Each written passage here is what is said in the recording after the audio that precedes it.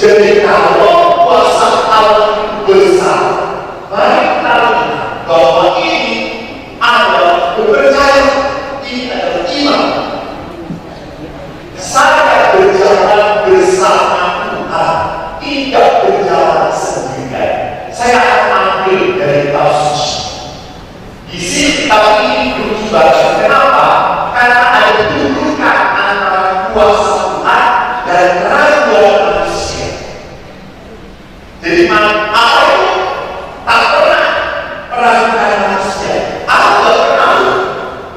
Allah tidak pernah meragukan manusia. Maka Allah sepenuh hati mencintai manusia, tapi yang mencintainya itu pada pembiayaan. Siapa dia? Bukan. Yang tidak ada pengalaman diri sendiri. Kalau mereka harus mereka harus sendiri. Jadi cinta Allah tidak pernah diragukan. Kuasa dan kebenaran hanya manusia yang meragukan Tuhan. Ya, ketika Yesus dan murid-muridnya kembali kepada orang banyak itu, jangan lama seseorang mendapatkan Yesus dan menyembah. Kisah ini Yesus menyembuhkan seorang budak. Itu ditulis oleh penginjil Markus, Lukas. Dan peristiwa ini persis setelah Yesus menampakkan diri di mana kemudian Yesus ditampakkan kepada tiga itu seusia di mana Yesus tahu di mana Gunung Sinai.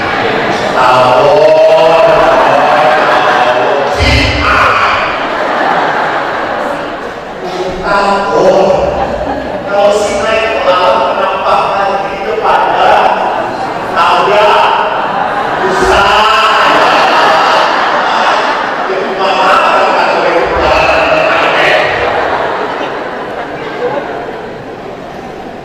di Gunung Tabor. Jadi setelah Yesus menampakkan di Gunung Tabor, memang di Lukas, di Markus, orang mengatakan guru-guru, tetapi Markus katakan Tuhan. Memang penginjil Markus mengatakan memperlihatkan sejauh diri Yesus sesungguhnya dia itu Tuhan. Maka orang adalah menyembah yang ngomong pada Tuhan, kasihanlah anakku, ia sakit ayam dan sangat menderita, ia sering jatuh dalam api dan juga sering dalam air. Aku sudah membawanya kepada murid-muridmu, tetapi mereka tidak dapat menyembuhkannya. Dan rupanya kalau dibaca Markus dan Lukas, murid-murid Yesus itu bukan rasul, bukan. Jadi rasul itu ada berapa? 12. Murid Yesus berapa?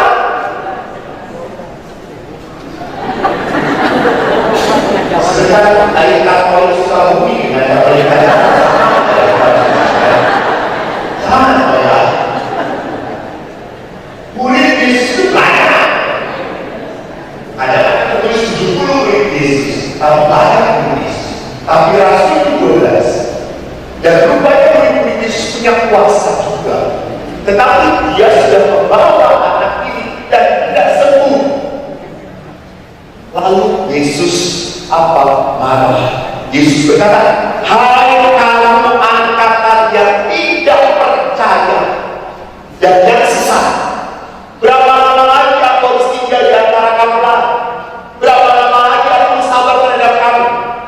Bawalah anakku kemari.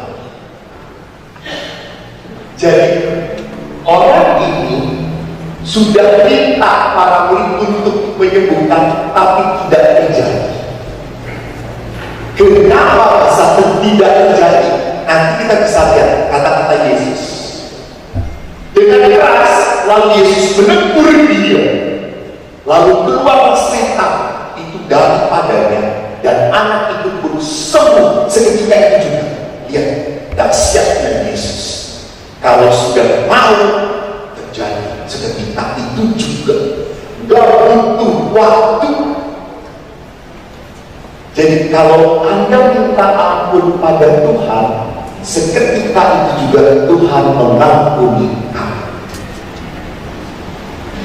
Tapi jangan berkata seperti ini. Ada seorang anak, Romo kan berkata, mintalah kepada Tuhan, seketika itu juga Tuhan. Saya pernah Romo, saya pernah, Tuhan berikan aku rezeki. Saya buka tangan saya, tidak ada apa-apa.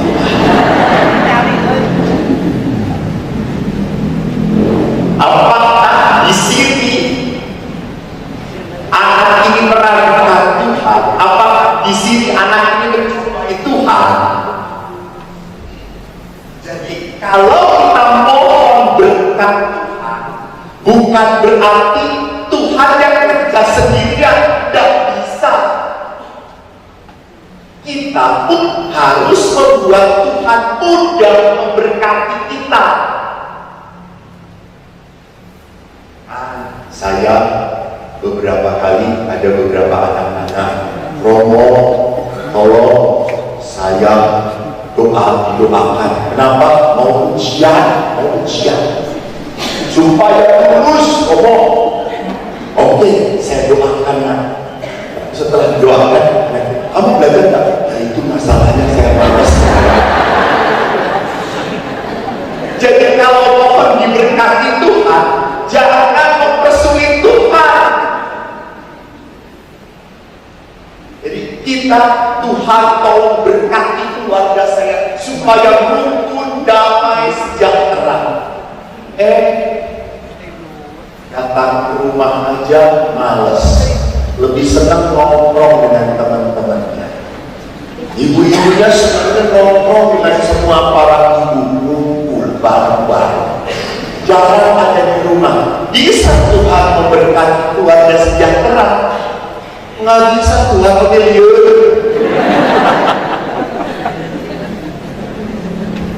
Jadi Bapak Ibu lihat di sini, seketika itu juga setan kita pusing. Dan waktu katakan murid-murid Yesus datang ketika mereka sendirian, ingat ya, Yesus selalu sudah bekerja, langsung mengumpulkan para murid. Dia punya pengajaran khusus untuk para murid. Lalu para murid berkata, mengapa kami tidak dapat mengusir setan? Lalu Yesus berkata, karena kamu kurang percaya. Bandingkan, kalau yang ada di depan itu tidak percaya. Dan sekarang apa? Kamu kurang percaya. Tadi kan, hai kamu angkatan yang tidak percaya. Sedangkan untuk para murid, Yesus mengatakan, kamu kurang percaya. Jadi ya, kalau saya lihat, iman itu ada tidak percaya, kurang percaya, dan percaya. Maka pada saat kuasa juga lebih besar, itu perlu kurang percaya atau percaya. Nah ini dia. Kita akan lihat percaya semacam apa yang bisa mendatangkan berkat Tuhan, yang bisa mendatangkan kuasa Tuhan. Sebab aku berkata kepadamu, sesungguhnya sekiranya kamu mempunyai iman sebesar biji sesawi, kamu dapat berkata kepada gunung ini, pindah dari tempat ini ke sana, dan gunung itu pun akan pindah, dan tak akan ada yang mustahil bagi. Lalu di dalam kurung, memang di ayat 21 itu dikurungin, jenis ini tidak dapat diusir kecuali dengan berdoa dan berpuasa. Apa artinya? Yesus mau mengatakan, untuk melawan kuasa-kuasa tertentu, kamu tidak bisa sendirian. Kamu harus dengan Tuhan, harus dengan Allah. Dan hanya Allah yang mampu. Allah yang mampu. Suatu ketika saya di rumah retret, dulu di sini anak-anak PDD, jual tukang ya, SMP, retretnya jadi Prancis. Saya pernah retret di Prancis. Lalu pada saat itu frater memimpin doa malam. Pas jam 11 saya sudah mau tidur. Dikejar oleh frater. Romo, ampun, ada setan. Sudah berdoa semuanya. Anak itu itu. Gua semua yang kan ngomong. Oh, baik. Sinilah jadi setan datang kata saya. Lalu saya datang, anak itu sedang dikerumuni oleh beberapa guru. Lalu frater di situ dan teman-temannya doa, Yesus, Allah. Itu dikampel. Kata saya itu, mana mungkin si setan tenang lagi di kampel. Ada sakramen Maha Kudus lagi. Lalu saya ngomong kepada, saya lihat anak itu, wow. Terus saya ngomong, diam kamu. Wow. Saya ngomong kepada guru, pergi keluar. Romo bisa sendiri, dia bisa ngawal. Ya Allah, saya bisa pergi. Teman-teman tahu, frater pergi. Saya berdua pergi. Lalu dilepaskan, mereka pada pergi. Wow, kamu begini. Saya diam. Saya sudah ngomong, tapi capek. Saya diam. Lalu saya ngomong, lu kalau sembuh, saya tinggal di sini sendirian. Kamu sendirian ya, ada Yesus dengan kamu. Saya mau tidur. Saya pergi. Dan terjadi itu, Romo jangan gitu lah.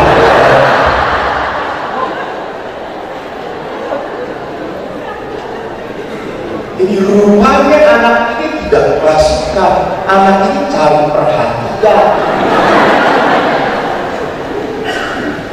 ingin diperhatikan oleh teman-teman. Gak mungkin kuasa setan ada di hadapan sakramen Maha Kudus sedahsyat itu. Lalu fraternya langsung, Romo cepet banget musirnya, layak musir kayak Romo. Jangan ditanggapi ini, kalau diikutin mati dari sampai pagi itu aku yang capek sendiri. Jadi saudara-saudara melihat bahwa pada saat Yesus berkata roh akan itu hanya bisa diisi dengan doa dan puasa, artinya apa? Hanya kuasa Tuhan yang mampu seperti itu. Hanya kuasa Tuhan. Saya sebagai imam seringkali mendoakan orang. Saya berkata, Tuhan, jangan kuasa saya, kuasa-Mu. Beberapa sembuh didoakan, beberapa lancar, banyaknya mati. Mau dicoba ya? Tapi yang sudah. Kalau perhatian itu menjadi salah baik bagi dia, kenapa tidak? Saya seringkali kalau mendoakan orang di rumah sakit sudah pakai alat macam-macam, udah begini. Lalu tolong doakan supaya sembuh. Ya Allah, bisa. Tuhan, mungkin gak Tuhan sudah di atas? Ya sudah Tuhan. Jadi Bapak Ibu yang terkasih, ingat, manusia harus mengandalkan Tuhan, mengandalkan Tuhan. Maka mari kita perhatikan, kenapa akhirnya kok banyak orang yang meragukan Tuhan? Kenapa kok banyak orang yang kehilangan iman? Ada beberapa anak muda mengatakan, Romo, saya sudah berdoa, terus berdoa, tapi kok Tuhan tidak mendengarkan doa saya. Saya sudah novena, tetapi kok Tuhan tidak mengabulkan doa saya. Kemarin ada seorang ibu dengan wajah jengkel yang ngomong, Romo, saya sudah 10 tahun mendoakan suami saya. Supaya apa? Bukan Tuhan, bukan. Supaya apa? Supaya suami saya bertobat dan menjadi Katolik. Itu Buddha, supaya jadi Katolik. Terus saya berkata, Bu, Ibu sebagai istri bagaimana? Ya seperti ini, banyak kok, saya baik-baik saja. Terus saya tanya kepada bapaknya dan beliau, oh, gimana sih istri? Aduh, aduh. Kenapa? Itu kalau udah ngomong panjang, sampai saya nggak sempat ngomong, nggak diberi kesempatan berbicara, ngomong. Lalu saya ngomong pada ibu, bagaimana mungkin Bapak jadi Katolik kalau Ibu tidak memberi contoh? Ibu hanya mendoakan, tapi tidak pernah memperlihatkan nih hidup sebagai anak Tuhan, anak Yesus seperti ini. Yang mentah itu percuma doanya. Sudah Ibu berdoa dan harus seperti apa, Romo? Jangan mendoakan supaya suami bertobat dan supaya Ibu bertobat. Langsung si Ibu itu ngomong saya, pasur keok dasar. Keok bener. Halo Bapak Ibu, maaf, seringkali kita banyak mendoakan orang supaya berubah, betul atau tidak? Betul. Sebetulnya salah doa yang seperti itu. Berdoalah supaya saya berubah. Sampai kapan Anda mendoakan orang lain berubah? Ya, tenang. Tidak apa. Anda punya atasan menjengkelkan, mengecewakan. Anda berdoa, Tuhan semoga dia cepat dipindahkan, malah naik pangkat.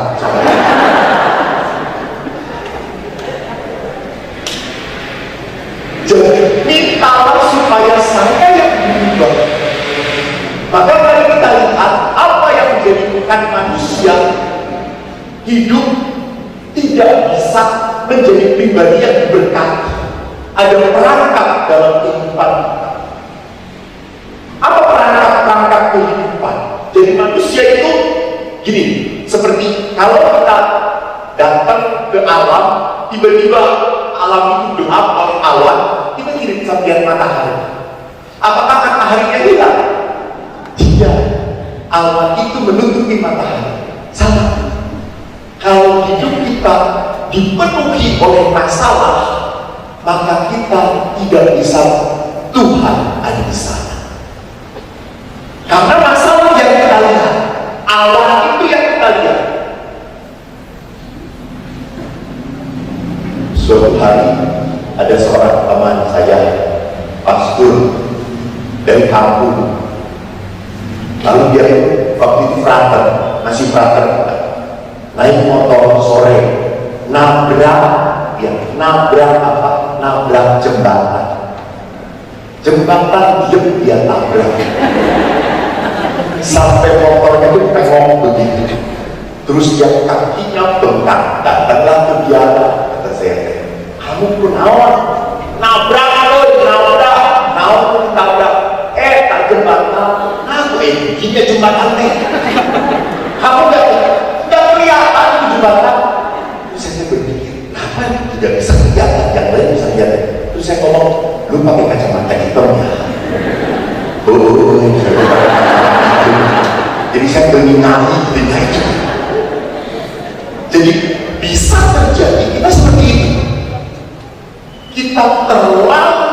memikirkan kekecewaan, kejengkelan, kemarahan, akhirnya Tuhan tidak pernah kita rasakan. Nah, satu perangkap dalam hidup kita yang bisa membuat kita melupakan Tuhan adalah apa? Terlalu cinta pada uang.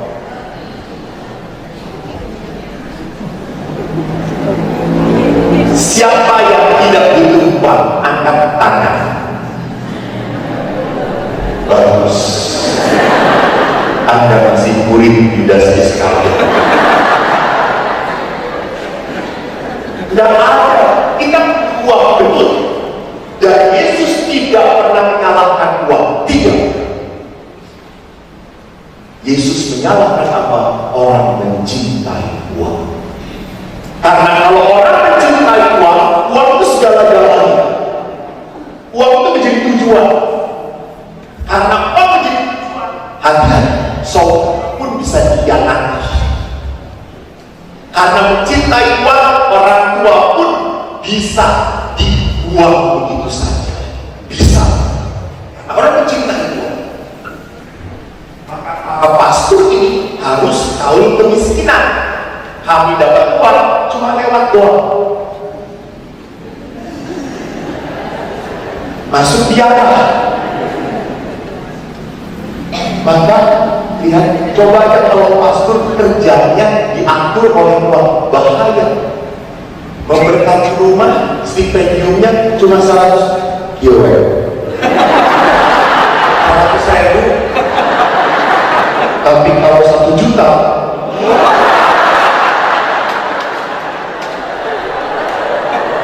bayangkan kalau stipendiumnya 10 juta.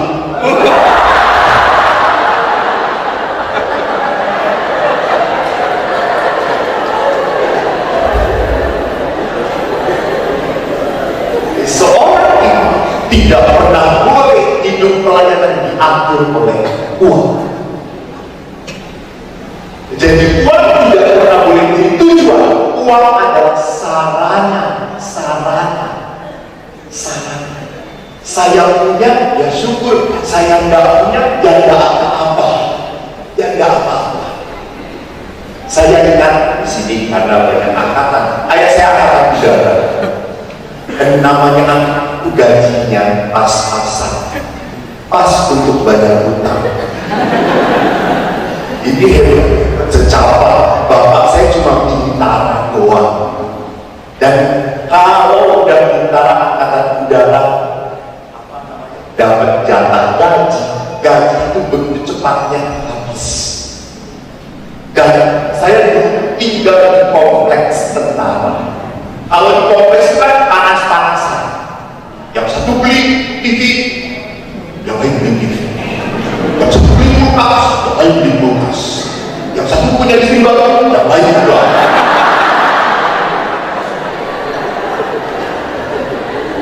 Di kompleks itu tuh yang gak punya motor cuma ayah saya. Ayah saya sepeda, ke gereja naik sepeda. Anak-anak selalu dibonceng. Saya ego iri, Pak, yang lainnya sepeda motor, kita kok cuma sepeda. Bapak saya kan orang Jawa, bapak saya kan bebe, numpak enak, sile. Naik sepeda itu enak. Udaranya enak. Dan betul, saya kalau dibonceng ngantuk sampai akhirnya kena jari masuk ke dalam. Sampai suatu hari ayah kami dan tidur enak ya sudah ditaliin saja, terus saya pergi dan aman, tidak terjadi. Tapi suatu saat bapak nabrak beca, jatuh. Bapak loncat, saya diam. Sampai bapak berkata, loncat, lagi kalian lihat.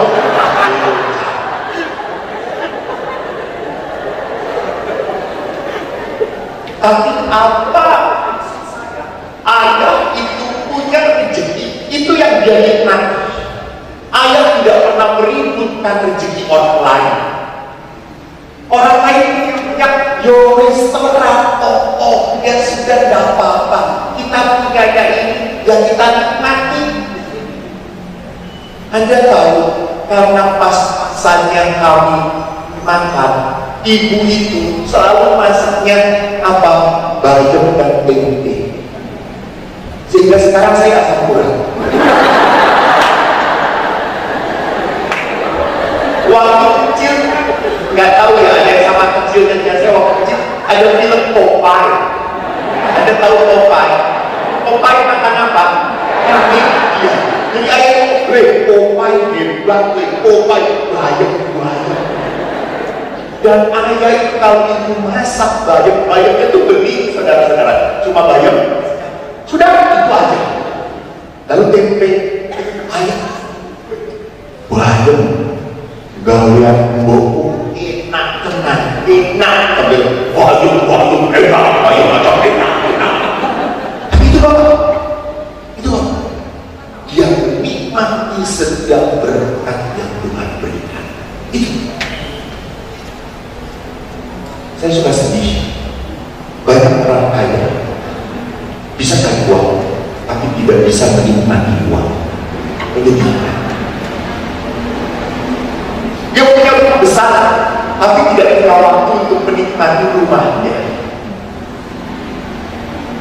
Dia punya istri cantik, tapi tidak punya waktu untuk menikmati istri yang cantik itu. Malah ngomongnya yang bisa menikmati. Dia mengunjungi, cantik banget. Dan saya selalu mengatakan kepada anak-anak remaja, nah, kalau cari pacar jangan yang cantik, jangan cari yang jelek. Kenapa orang cari yang jelek? Kalau kamu cari yang cantik, sedih. Loh kok sedih? Karena yang cantik ini lama-lama jadi jelek. Kalau yang jelek, lama-lama ya tetap jelek. Jadi kamu konsisten.